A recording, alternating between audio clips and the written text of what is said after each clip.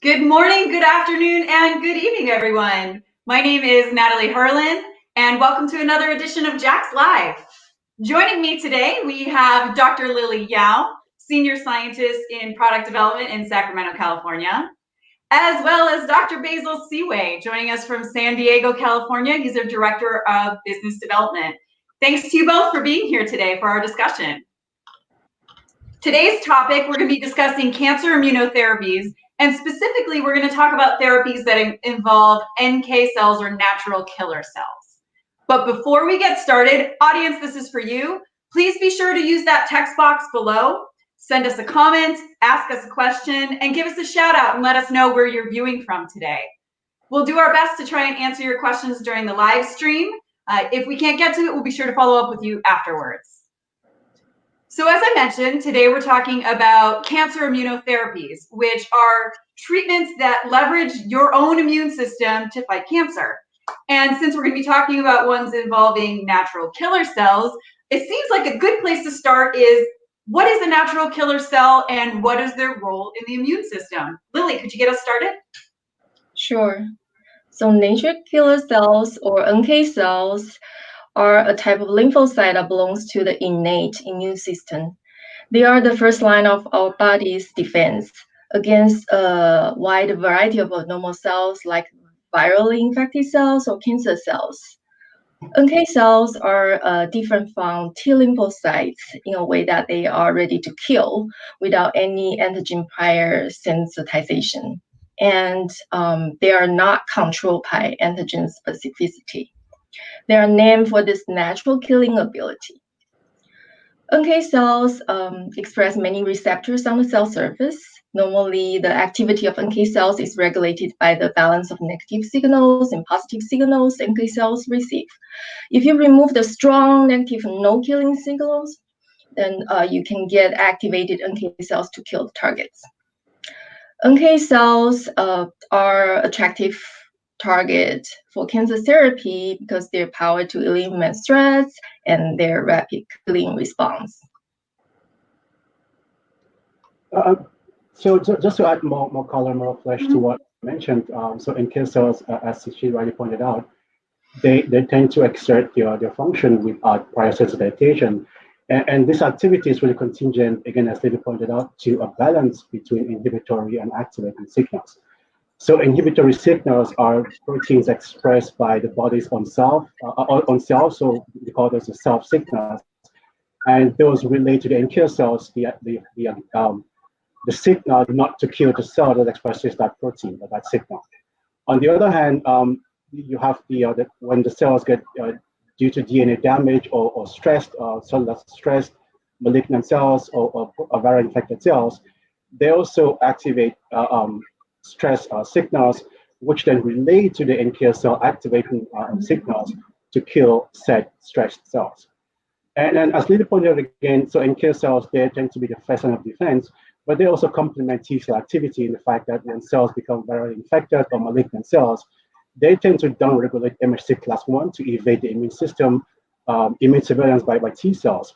So MHC class 1 present antigen to CD8 T cells. So when virally infected cells or malignant cells downregulate class 1, they would circumvent T cell action.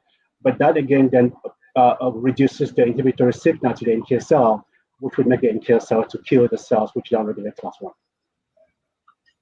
Thank you both. So Basile, you mentioned malignant cells. So I'm assuming cancer cells would fall into that category. And when it comes to cancer, what are some of the ways that these NK cells can recognize and kill tumor cells? So absolutely. So malignant cells are definitely cancerous cells. And just based on the biology, NK cells will exert their cytotoxic function via 3 different mechanisms. So the first one is a direct killing by expressing cytoplasmic granules such as perforin and granzymes. So those will directly lyse the target cells. And the second mechanism is by expressing TNF factor families such as trail and fast ligand, which would initiate apoptosis in the target cells. And the third mechanism by which NK cells exert their function is of interest to the immunotherapy field, and that is ADCC, which stands for antibody-dependent cellular cytotoxicity. Okay. So this is mediated by the NK cell expression of CD16, which is a receptor for Fc gamma on antibody receptor portions.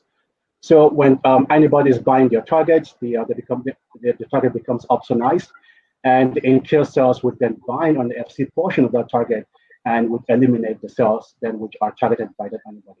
So that third function or third mechanism by which NK cells exert their function has really been exploited in immunotherapy.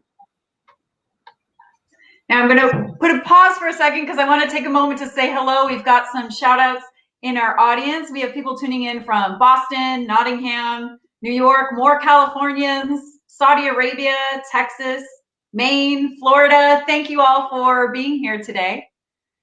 So Basile, you mentioned therapeutic antibodies in cancer immunotherapy, and I want to go a little bit deeper on that topic. What are these therapeutic antibodies, and why are they important for treating and possibly curing cancer?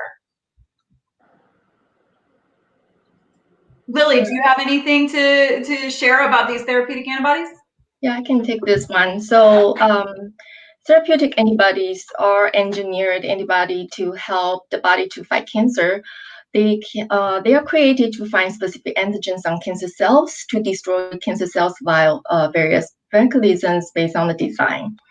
Some therapeutic antibodies are also immunotherapy because they help activating the immune system against cancer. I'll use rituximab as an example. It is the first therapeutic antibody approved by FDA for cancer back in 1997. Rituximab, it is a monoclonal chimeric antibody that binds to CD20 antigen on B cells. It's used to treat various B cell cancer.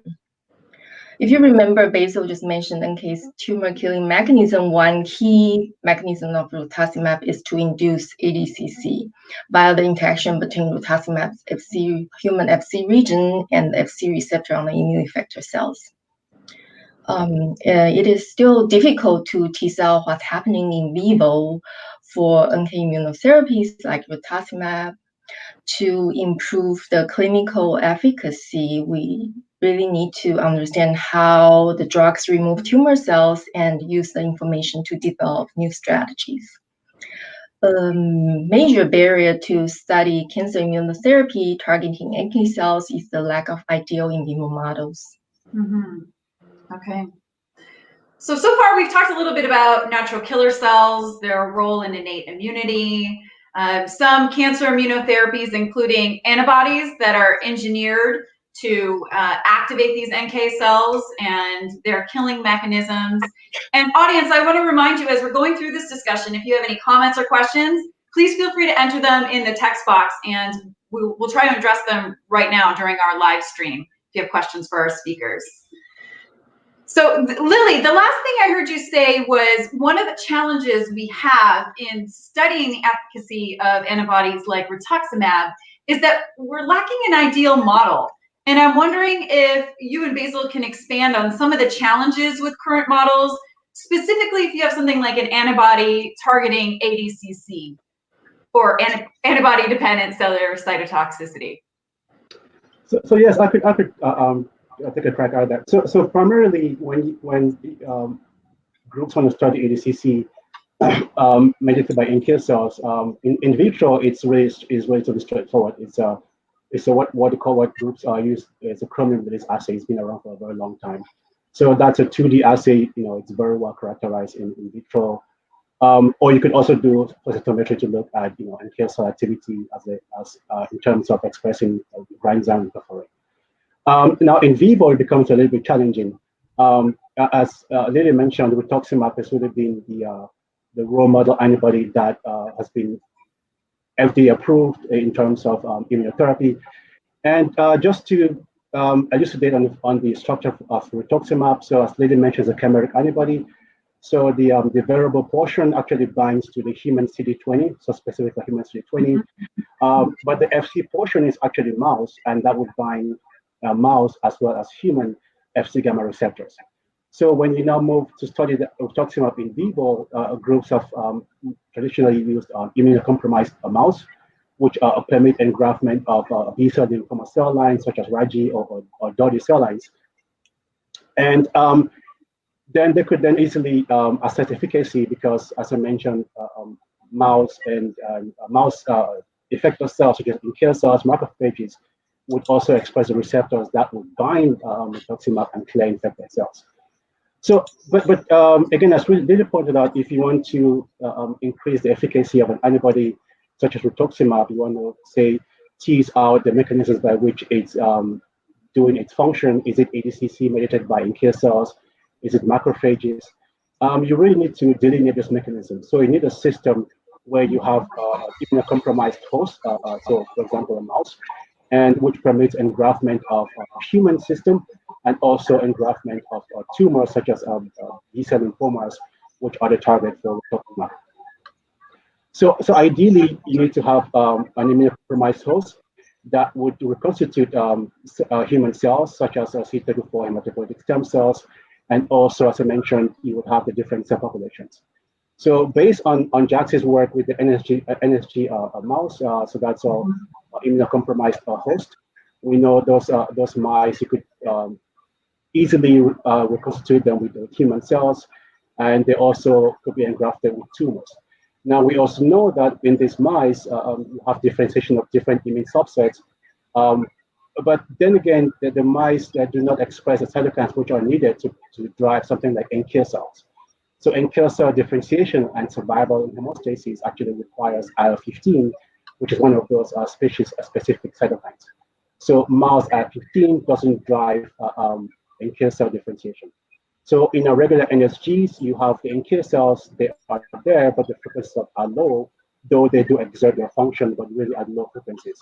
So groups have done some work really to supplement the IL-15 expression in those mice to drive towards the NK lineage. There's some papers out there by a French group. They did supplement the mice with IL-15 receptor, the sushi domain complex, and they've shown that this then nicely actually drives the NK cell differentiation. But as you can imagine, it's not possible. It's not really convenient to scale up a study. You actually have to always always continuously add cytokines. So it would be ideal to have that in one model where you have an NSG mouse that really express human IL-15 to drive NK cell differentiation. And now it's not just simple to have IL-15. So NK cells are really very powerful, as we described before. They would kill cells without prior sensitization. So you need to have the right levels of NK cells in your mouse to actually benefit from its function. So if you have overexpression of IL-15, you're also going to have overexpression of NK cells, and the effect you see might not be what's actually happening in the human system. So you need to have a right balance of IL-15 to drive the NK cell differentiation and also NK cell activity. Thank you, Basile. There's a lot to unpack there when it comes to picking an ideal model. So I heard having an immunocompromised host is important because that's going to allow you to engraft a tumor. Having this partial reconstruction of that human immune system, specifically the NK cells, because that's the action we're going to be targeting. And usually it sounds like IL-15 is an important component of getting those NK cells, but you want to have them just at that right level so that they're functional, but you don't have too many or too little to kind of recreate what you see in vivo when the drug is activated in humans. So there's a lot of levels of nuance there related to getting an ideal model. Now, Lily, you've done some experiments here, efficacy experiments with rituximab, this therapeutic antibody we mentioned, using Jax's new model, the human NSG IL-15 mouse. Can you tell us a little bit more about this model and your studies and maybe some of the advantages that our new model has compared to what else is available in the field?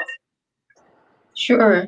So there's a new model that Jax offers humanized NSG IL-15 mice to provide functional human NK cells in humanized mice. The backbone is NSG IL-15. A mouse constitutively expresses human IL-15 NSG background using a back vector containing the human IL-15 gene. This mouse expresses human IL-15 at physiological levels. we humanized NSG IL-15 mice with CD34 HSC isolated from the cord blood. Similar to CD34 engrafted NSG mice, most donors show normal survivals, and they can develop multiple lineages of immune cell populations. The level of circulating NK is significantly increased when compared to the level found in humanized NSG mice. And these NK levels are similar to those in humans. We checked NK cells regularly by flow. Their engraftment is consistent and long-lasting throughout a 24-week time course study. And the human NK cells developed in these mice are functional. Our collaborator, Mike Brand from UMass, have seen that the killing ability and the expression level of NK cell markers like KR inhibitory receptor and granzyme B are fairly similar between mice and human. I've done efficacy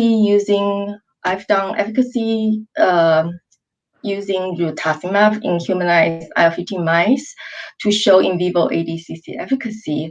The tumor model is an NK-resistant Dowdy cell line, a human Burkitt lymphoma cell line. In rituximab-treated arm, Dowdy cell growth was significantly reduced when compared to the vehicle control. There are several types of NK-based immunotherapies out there besides antibody-mediated ADCC. This model supports functional human NK cell reconstitution.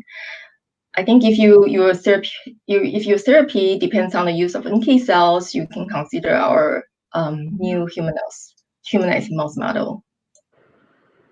Thank you, Lily. Now we have a question from the audience for you both. Our audience member asks, how do you correlate the efficacy results from mouse to human? Is there a lot of variation?